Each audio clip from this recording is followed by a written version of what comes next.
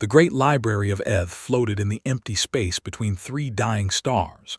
It was old, older than most civilizations in the galaxy. Its halls stretched for thousands of kilometers, filled with the knowledge of 10,000 species, and had spent her entire adult life walking those halls without ever seeing the same room twice. She was young for a barely 200 years old, with silver scales that caught the dim light of the archive chambers. Her job was simple but important. She cataloged warning beacons. These were automated messages left behind by species that had faced extinction or disaster. Most of them told boring stories. A plague had wiped out a civilization. A civil war had destroyed a species had used up all its resources and faded away. Recorded these warnings, filed them in the proper categories, and moved on to the next one. Today was supposed to be like any other day. She sat at her workstation, surrounded by floating screens, and pulled up the next beacon in her queue. It was a simple signal, broadcasting on frequencies so old that most modern ships could not even detect it. The library's ancient sensors had picked it up decades ago, but no one had bothered to translate it until now. Ran the signal through her translation matrix and waited. The machine hummed for a long moment, cycling through thousands of languages, searching for a match. Then it found one. Then it found another, and another. She leaned forward, confused. The beacon was broadcasting the same message in 4,000 different languages. Some of those languages belonged to species that had never met each other, separated by millions of light years and thousands of years of history. How could one beacon contain all of them? The message itself was short, just a single sentence repeated over and over again. Do not attack the humans.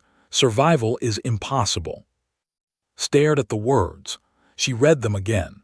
Then she checked the translation 3 more times to make sure she had not made a mistake. Humans, she knew that species. Everyone knew them. They were a minor civilization living in a single star system on the edge of explored space. They were known as traders and mechanics. They fixed ships and sold goods and stayed out of galactic politics.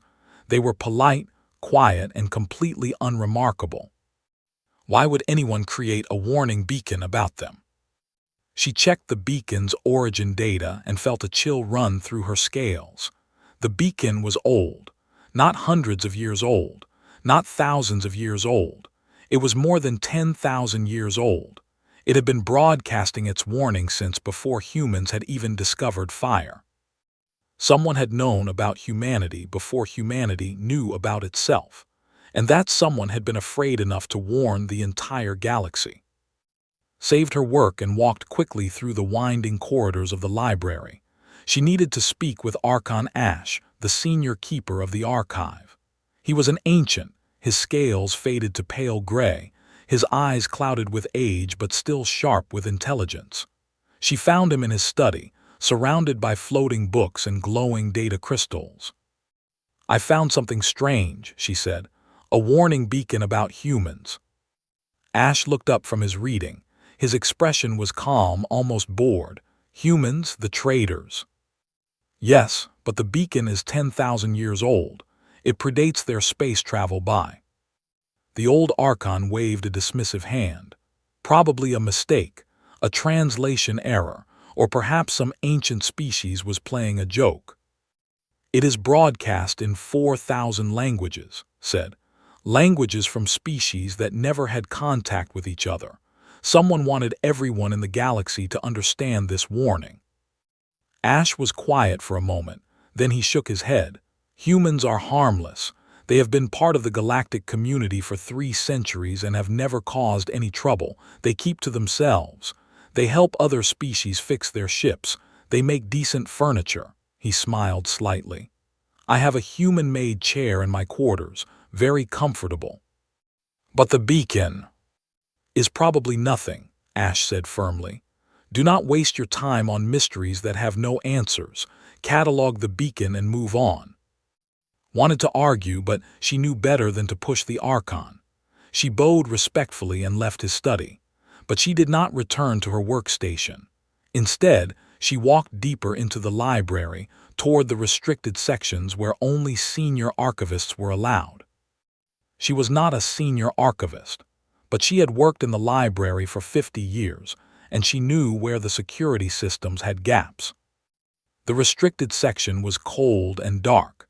The lights here had not been replaced in centuries, moved carefully between towering shelves of ancient data crystals, searching for records about human history. What she found made her blood run cold. 17 species had made contact with Earth throughout human history. Long before humans had developed technology, visitors had come to their planet. Some had been curious. Some had been hungry. Some had been looking for slaves or resources or new territory. 12 of those 17 species no longer existed. Check the records 3 times. The numbers did not change. 12 species had encountered humanity and then vanished completely. Not defeated, not diminished. Gone, their worlds were empty. Their colonies were silent. No survivors, no refugees, no explanations. The other 5 species still existed, but they refused to discuss humanity. Found records of diplomatic inquiries, of researchers asking questions, of journalists seeking interviews. Every single request had been. One species, the owl, had made it illegal to even speak the word human within their borders. What had happened? What could a primitive species on a single planet have done to terrify so many advanced civilizations? Searched for more information, but the records became fragmented and contradictory. She found hints and rumors, stories of ancient wars, references to something called the incident that had happened 3 centuries ago, mentions of weapons that could break stars and ships that could move between dimensions. None of it made sense. Humans were mechanics and traders. They fixed things and sold furniture. They were kind and quiet and harmless. But somewhere in the depths of the archive, an ancient beacon was still broadcasting its warning. 4,000 languages all saying the same thing. Do not attack the humans. Survival is impossible. Sat alone in the darkness of the restricted section and wondered what the galaxy had forgotten. She wondered what secrets humanity was keeping behind their polite smiles and their comfortable chairs. She wondered if anyone was foolish enough to ignore the warning. Far across the galaxy, in the dominion of, a military commander named was presenting his plan to expand through the corridor. His path would take him directly through human territory. The humans had sent a polite message asking him to go around. Had laughed at the message. He was still laughing as he gave the order to prepare his fleet for conquest. He did not know about the warning beacon. He did not know about the 12 vanished species. He did not know that he was about to make the worst mistake in the history of his civilization. But he would learn. Very soon he would learn everything. Commander stood on the bridge of his flagship and watched the stars bend around him. The Dominion fleet was moving at maximum speed toward the corridor, 200 warships cutting through space like knives through silk. He was proud of his fleet. He was proud of his mission.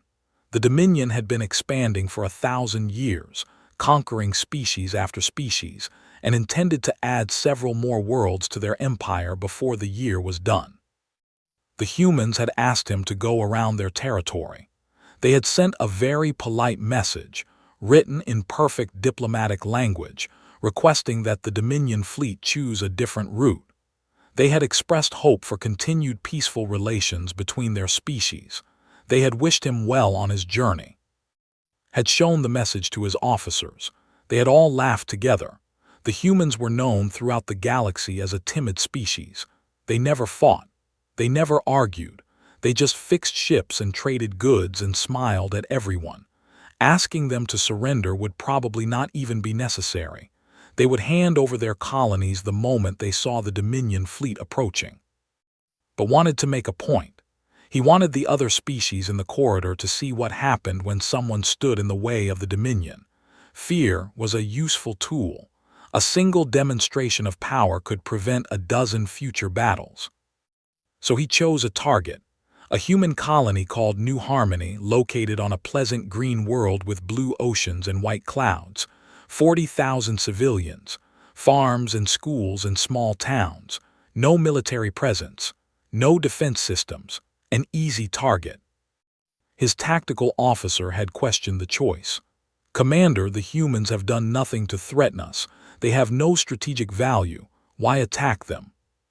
"Because they are convenient," had replied, "and because no one will care if they die." The fleet arrived at New Harmony on a bright morning local time. The sun was rising over the eastern ocean, painting the sky in shades of orange and gold. Children were walking to school. Farmers were tending their fields. Families were eating breakfast together, talking about their plans for the day. None of them knew that 200 warships had just appeared in their sky. Broadcast his demands on all frequencies. He told the humans that their colony now belonged to the Dominion.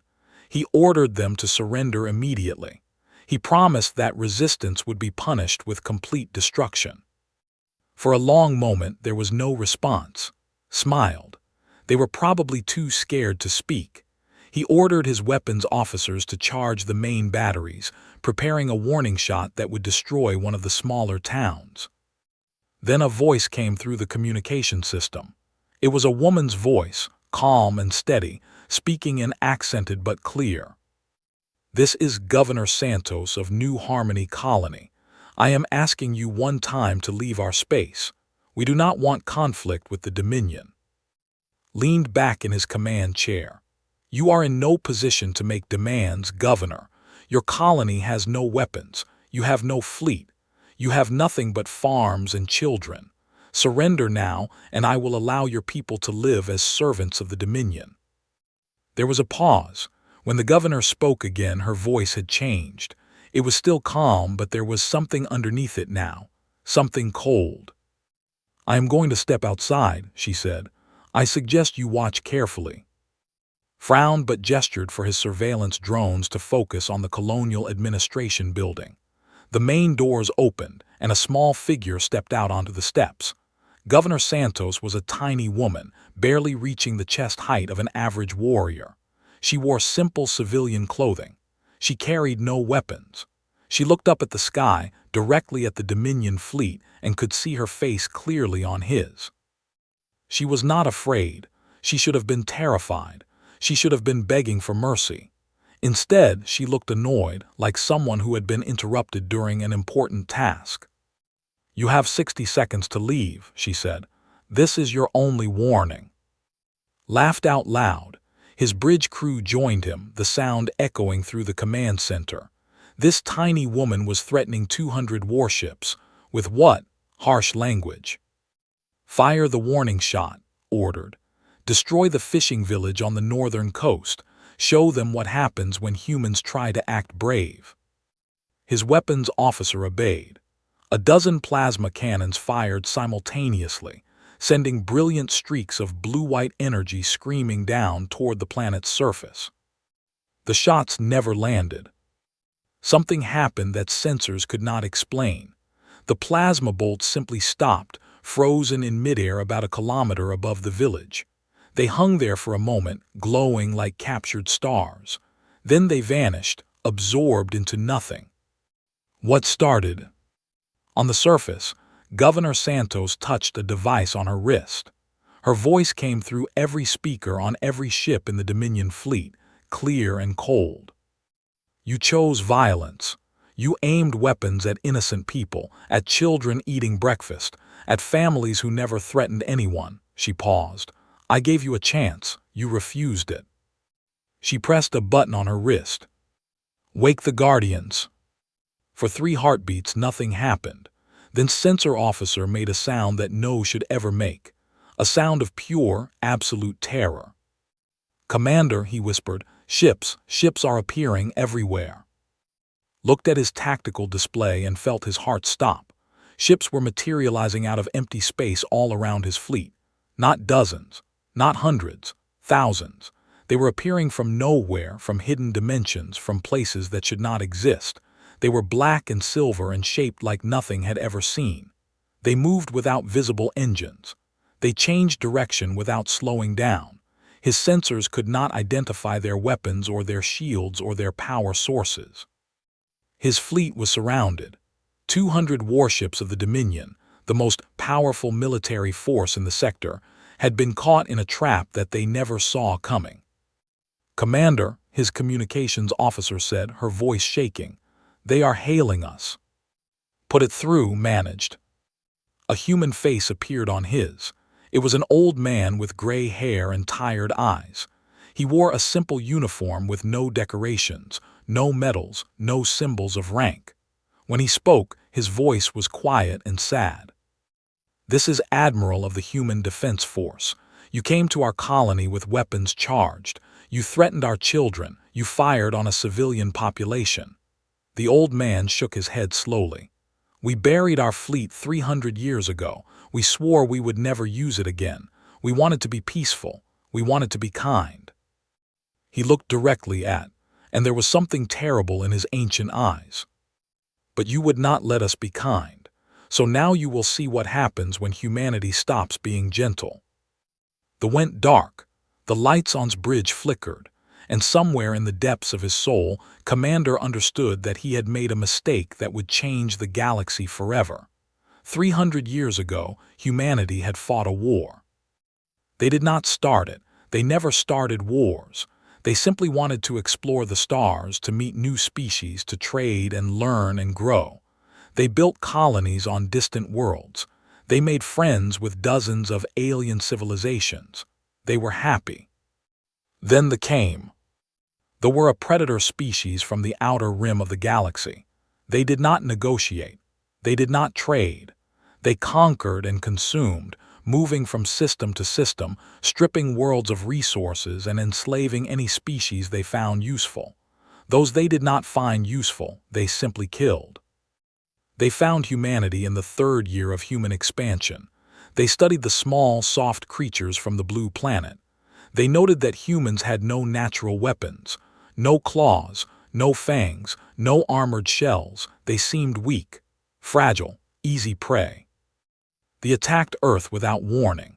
They broke through the orbital defenses in hours. They landed troops in every major city. They killed 2 billion people in the first 3 days, broadcasting the slaughter across all frequencies so that every human colony could watch their burn. They expected surrender. They expected the surviving humans to give up, to accept their fate as slaves or food. That was what every other species had done when faced with the war machine. But humans were different. They did not understand what they had awakened. They did not know that humanity had spent its entire history fighting each other, fighting nature, fighting extinction. They did not know that the soft, weak creatures they had attacked carried something inside them that no other species possessed, a flame that burned brighter when threatened, a fury that knew no limits when the people they loved were in danger. Humanity stopped retreating. They stopped negotiating. They stopped being afraid. Instead, they became angry. The human military reorganized in 48 hours. Ships that had been used for exploration were converted into weapons platforms. Scientists who had studied stars and planets turned their knowledge toward destruction. Engineers who had built colonies designed bombs and missiles and weapons that they could not even imagine. The counterattack began on the 7th day. Human fleets appeared in space without warning, moving through dimensions that scientists had not known existed. They struck at military bases and shipyards and command centers. They moved faster than sensors could track. They hit harder than shields could withstand. They tried to retreat. Humans followed. They tried to negotiate. Humans refused to answer. They tried to surrender. There was no one left to accept. It took 72 hours. 72 hours from the moment humanity decided to stop being gentle to the moment they ceased to exist. Every ship was destroyed. Every colony was silenced. Every world was reduced to burning rock and dead oceans. The species that had conquered hundreds of civilizations was erased from the galaxy like a stain wiped from glass. And then humanity looked at what they had done, and they felt sick. They had not just defeated an enemy, they had committed genocide. They had destroyed an entire species, every male and female and child, every scientist and artist and farmer, everyone who had ever been born. They had done it in 3 days. They had done it without mercy. They had done it while feeling righteous and justified. That was what scared them most. Not that they could do such a thing, but that it had felt so easy, so natural. The fury that had burned inside them, the rage that had driven their fleets across 1,000 light years, it had felt good. It had felt right. And they knew, in that terrible moment of clarity, that if they did not stop themselves, no one else could. So humanity made a choice. They dismantled their war fleets. They sealed their weapons in vaults hidden throughout their territory. They retreated to their home system and closed their borders. They focused on rebuilding, on healing, on learning to be something other than the monsters they had become. They spent 3 centuries practicing kindness, teaching their children about peace, studying art and music and philosophy instead of war. They traded with other species. They helped repair ships and build colonies.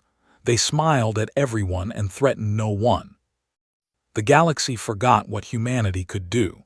New species arose who had never heard of the old species allowed their memories to fade, happy to believe that the peaceful traders were all that humans had ever been. But humans never forgot. They could not forget. The memory of those 72 hours was burned into their collective soul. They knew what lived inside them. They knew what they were capable of when pushed too far. They built the Guardians as a last resort. Ships designed to sleep in hidden dimensions, waiting for a call that humanity prayed would never come. Weapons that could break fleets and shatter worlds, locked away behind codes that required the consent of every human colony to activate. For 300 years, those codes were never used. Then Commander fired on New Harmony. When Governor Santos pressed the button on her wrist, she was not activating a local defense system. She was sending a signal to every human settlement in the galaxy. A simple question: someone has attacked our children. Do we wake the Guardians? The response came in less than a second. Every colony, every station, every ship where humans lived voted yes, unanimously, instantly. The codes unlocked. The Guardians woke. Admiral watched from his command center on Luna as the ancient fleet emerged from their hidden dimensions. He was 112 years old. He had hoped to die without ever seeing these ships again. He had prayed that humanity would never need them. But someone had threatened the innocent. Someone had aimed weapons at children. And Admiral knew, with the same certainty that every human knew, that some things could not be forgiven. Some lines could not be crossed. Some actions demanded a response that words could not provide. He opened a channel to the Dominion fleet. He saw the fear in Commander's eyes. Good. Fear was appropriate. Fear was the only thing that might save some lives today. "You came to our colony with weapons charged," he said quietly. "You threatened our children. You fired on a civilian population." He closed his eyes for a moment, gathering his strength. "We buried our fleet 300 years ago. We swore we would never use it again. We wanted to be peaceful. We wanted to be kind, but you would not let us be kind. So now you will see what happens when humanity stops being gentle." He cut the transmission and turned to his tactical officer. "Disable their fleet," he ordered. "No killing unless absolutely necessary. We will not become what we destroyed." The young officer nodded and relayed the commands. Around New Harmony, the Guardian fleet began to move. Commander was about to learn why the ancient beacon had warned the galaxy. He was about to understand why 12 species had disappeared after meeting humanity. He was about to discover the truth that every human carried in their heart. Humanity had chosen peace, but peace was a choice, not a weakness. And when the innocent were threatened, that choice could be unmade in a heartbeat. The fury was awake, and survival for those who had summoned it was about to become very, very difficult.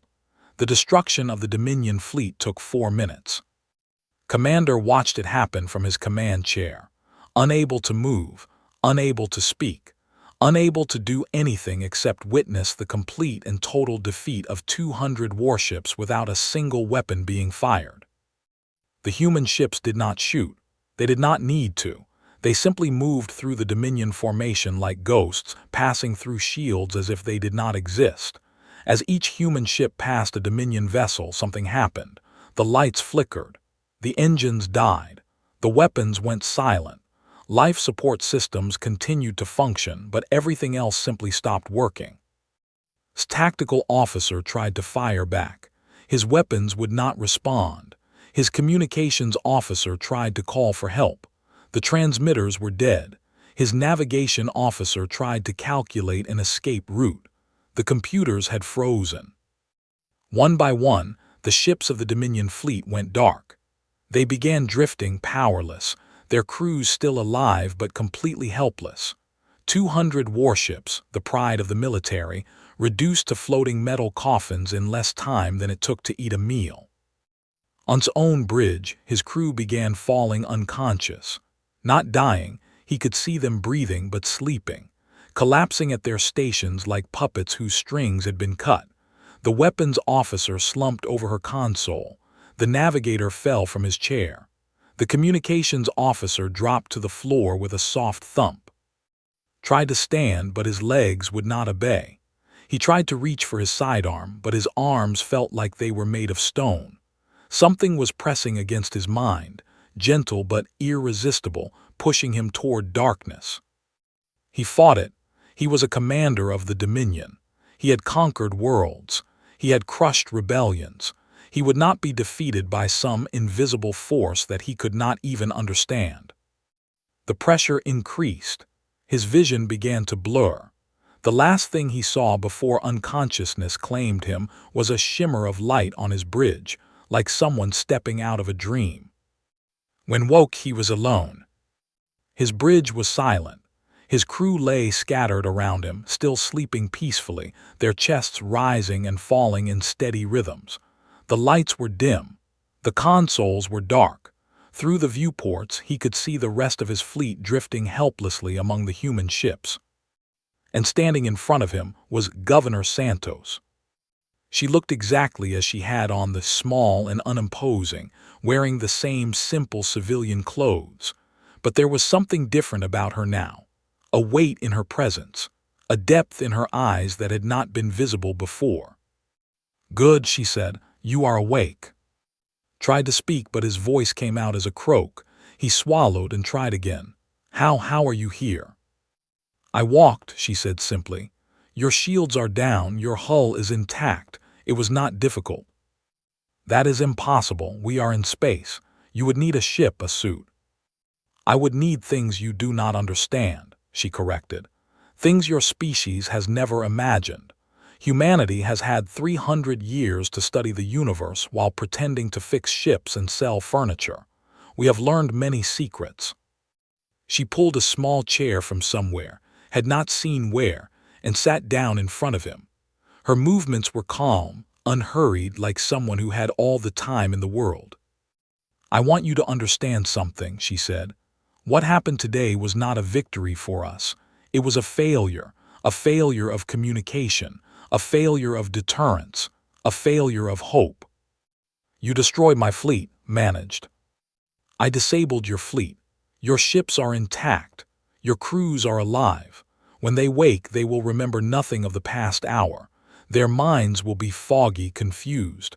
They will think there was some kind of accident, a malfunction, a strange event that they cannot explain." She leaned forward slightly. "But you will remember everything, every moment, every detail, because you are going to deliver a message." Felt cold fear settling into his bones. What message? The truth. She reached into her pocket and pulled out a small crystal, no larger than her thumb. "This contains records, historical records, images and videos and censored data from 300 years ago. It shows what happened to them when they attacked Earth." She pressed the crystal into his hand. Her fingers were warm, her touch gentle, but felt as if he had been handed a live bomb. "Show this to your leaders," she said. "Make them watch every second. Make them understand what humanity chose to bury, what we chose to forget, what we never wanted to use again." "Why," whispered, "why not just destroy us? You have the power, I can see it. Why show mercy?" Governor Santos was quiet for a long moment. When she spoke again, her voice was soft, almost sad. "Because we are not monsters. We refuse to become what we destroyed. They threatened our children and we erased them from existence. We spent 3 centuries hatting ourselves for that, trying to become better, trying to prove that we could be gentle, kind, peaceful creatures who helped instead of hurt." She stood up, her small frame somehow filling the entire bridge with her presence.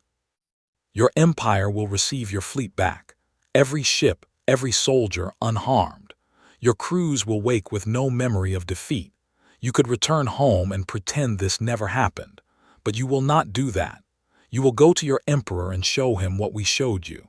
You will make him understand why every ancient species left warnings about humanity. You will make him understand what happens when someone threatens our children." She walked toward until she was close enough to touch. Her eyes met his and he saw something in them that made his heart freeze. Not anger, not hatred, something worse. "Pity." "We chose peace," she said quietly. "We buried our weapons and our rage because we were afraid of what we could become. We spent 300 years learning to be kind. But our kindness is a choice, Commander. It is not weakness. If anyone threatens the innocent again, we will not show mercy a second time." She stepped back, and the shimmer of light began to surround her again. "They did not believe we would destroy them. They thought we were soft, weak, harmless. They were wrong." Her voice echoed strangely as if coming from very far away. "Your empire has one chance, one warning. Do not waste it." The light flashed and she was gone. Sat alone on his silent bridge, holding a crystal that contained the end of a species, and felt tears running down his face.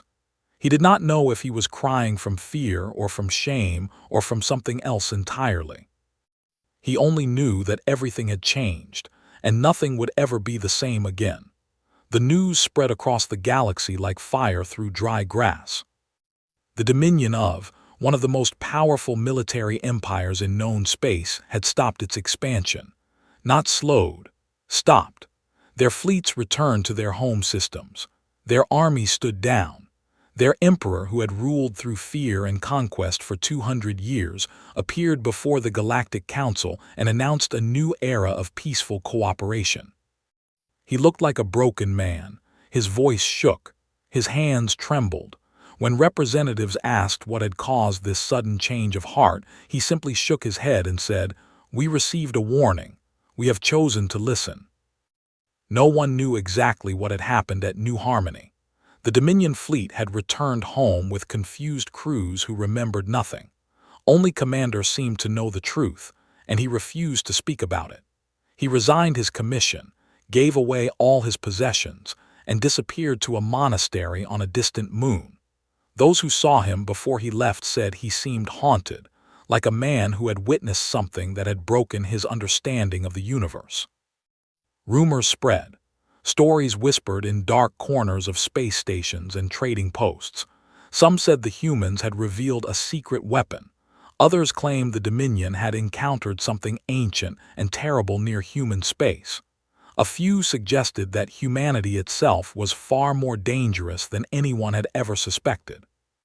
In the great library of Eth, young historian followed every rumor with growing excitement. She had been right. The ancient warning beacon had been trying to tell the galaxy something important, and now she finally had a chance to learn what. She spent weeks gathering information. She tracked down survivors from the Dominion fleet and interviewed them, though they remembered nothing useful. She studied old records and ancient texts. She searched through restricted archives that she definitely should not have accessed. Finally, she found what she was looking for. Hidden in the deepest section of the library, sealed behind security systems that had not been updated in 10,000 years, she discovered the truth about humanity. The records were fragmentary but clear. Humanity's ancestors had been visited throughout their prehistory. Alien species had come to Earth dozens of times, sometimes curious, sometimes hostile, sometimes looking for resources or slaves or test subjects. Every single visitation had ended the same way. The visitors had disappeared. Not retreated, not fled, disappeared. Species that had sent ships to Earth simply stopped existing. They went silent. Their colonies fell dark. No refugees escaped. No distress signals were sent. They were simply gone as if they had never existed at all. The pattern was unmistakable. Something on Earth had been protecting humanity for millions of years. Something had been watching over those fragile, weak creatures as they evolved from animals to tool users to civilization builders. And whenever anything threatened them, that something responded with absolute and total destruction. Did not know what that something was. The records did not say.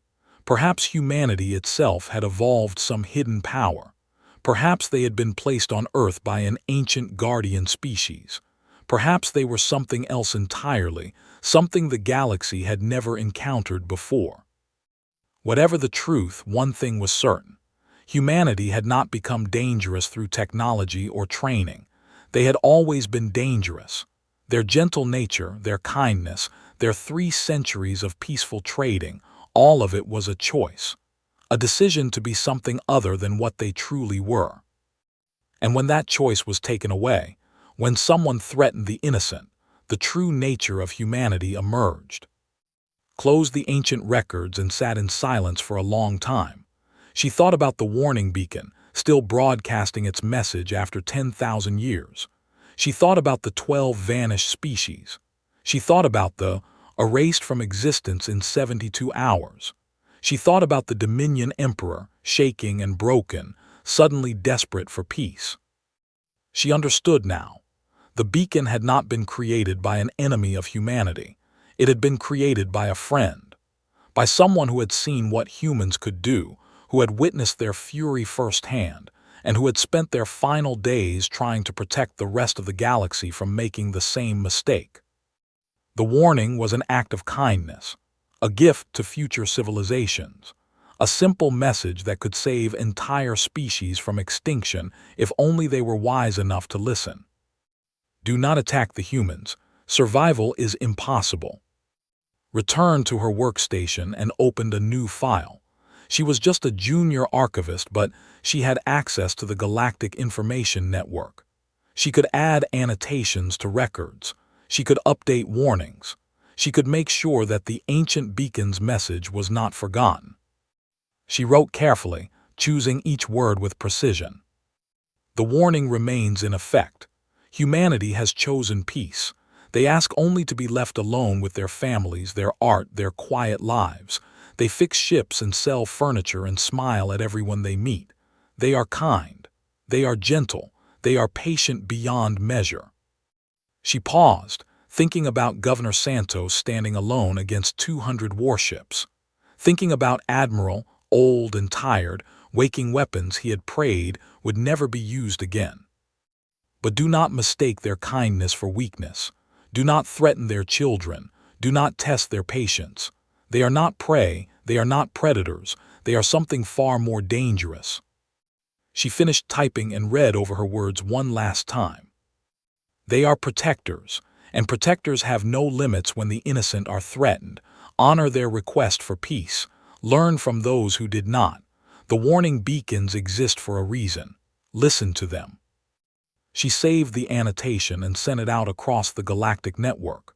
Within hours, it would reach every library, every database, every information system in known space. Every species would have a chance to read it. Every civilization would have a chance to learn. Whether they chose to listen was up to them. Far away on the green and peaceful world of New Harmony, Governor Santos sat on her porch and watched the sunset. The crisis was over. The Dominion had retreated. Her colony was safe. Children were playing in the streets again, laughing and shouting, completely unaware of how close they had come to destruction. She hoped this was the last time. She hoped the galaxy had finally learned its lesson. She hoped humanity could go back to fixing ships and making furniture and being the kind, gentle species they had worked so hard to become. But she knew the truth. Somewhere out there, some other civilization would forget the warnings. Some other commander would think humans were weak and harmless. Some other fool would threaten the innocent and wake the fury that humanity kept buried in their hearts. When that day came, humanity would be ready. They would always be ready, because protecting the innocent was not just something they did. It was who they were. It was who they had always been. The sun set over New Harmony, painting the sky in colors of fire and gold. Santos smiled and went inside to have dinner with her family. Tomorrow, she would go back to being a simple colonial governor. She would file reports and attend meetings and help her people build a good life on their beautiful world. But tonight, she would hold her children close and be grateful that they lived in a galaxy where humanity existed. A galaxy where someone was always watching over the innocent. A galaxy where kindness was protected by the most dangerous species the stars had ever known. The warning beacons would keep broadcasting. The archives would keep their records. And humanity would keep choosing peace day after day, year after year, for as long as the galaxy let them. All they asked was to be left alone. All they asked was for no one to threaten their children. It was such a simple request. And the wise species of the galaxy, the ones who had survived long enough to learn from history, made absolutely certain to honor it.